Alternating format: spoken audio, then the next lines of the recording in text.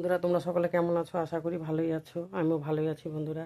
তো দেখো উল দিয়ে গাঁদা ফুলের চেন বানাইছি। এই দেখো প্রথমে এটা দিয়ে ফুল তৈরি করে নিচ্ছি, এইটা দিয়ে।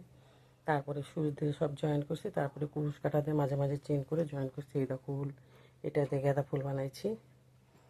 আর এই সবুজ কালারটা দিয়ে চেন করে করে তৈরি করছি।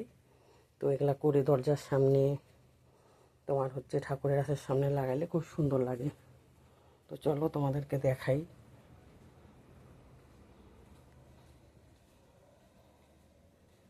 এই যে এইভাবে যদি তৈরি করে ঠাকুরের আসনে লাগানো যায় খুব সুন্দর লাগে দেখতে।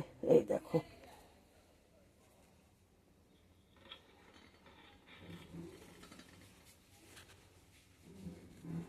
এই দেখো লাগাইলাম।